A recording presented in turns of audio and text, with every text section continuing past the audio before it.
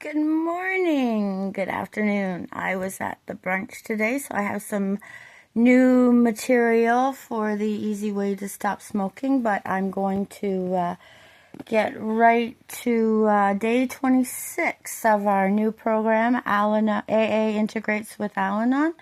And so we'll start with today's reading from the ODAT, and it's August the 7th.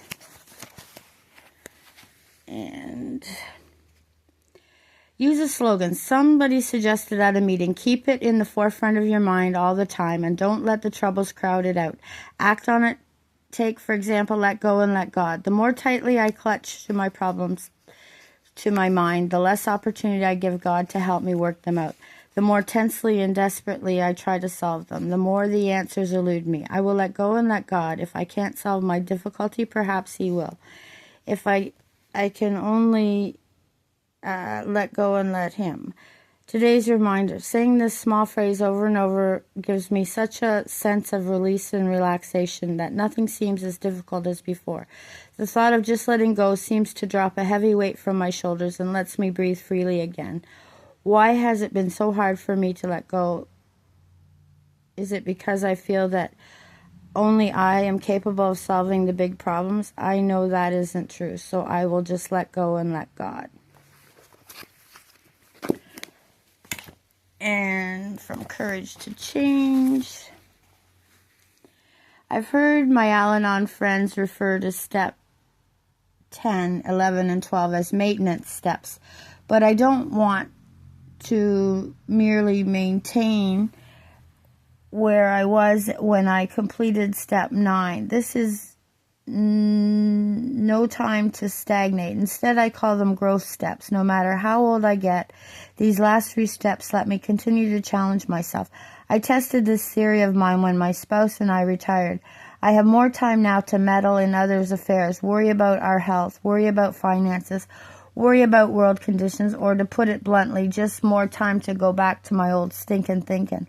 But with the help of these steps, I find I also have more time to be aware of the extraordinary benefits of personal growth with my higher power, ever there to guide me and give me strength. Now, I have a kind of a sneaking suspicion. I read August 7th yesterday. These sound very familiar. Okay, so questions to consider when setting boundaries. Am I putting the addict's needs before mine? Is there another person involved to whom I should speak before setting a boundary with the addict? Do I need to restrict my communication with the addict? Do I feel more comfortable speaking to the addict on the phone rather than in person? Can I afford financially and or emotionally to pay for bail, a lawyer, treatment, or debts? Is it sensible to share a bank account? There are consequences if I allow the addict to use my car. Can I risk losing my job? Am I willing to jeopardize my spiritual health by doing these things I know are wrong? Have I carefully considered my motives for setting these boundaries? And again, these are questions and answers on sponsorship in AA. A sponsor is not a friend, and it's not... It's someone who is an old timer in the program, and they can help you with your immediate questions in recovery. This is for public health outreach and public mental health outreach through the Al-Anon program. And I guess I'm kind of rushing today because I got a couple of new brochures to go with the cold turkey way of stop smoking. The Canadian Cancer Society has a brochure, a helpline, 877-513-5333.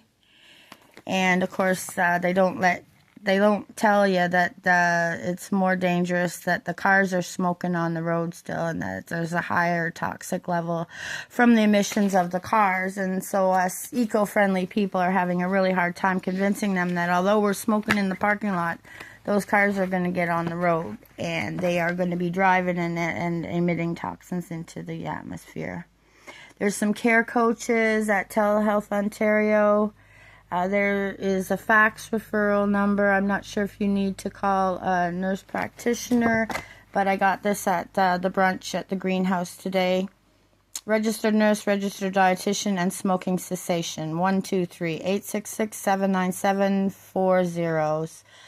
And so you can give them a call or fax, and press 1 for registered nurse, 2 for registered dietitian, and 3 for smoking cessation.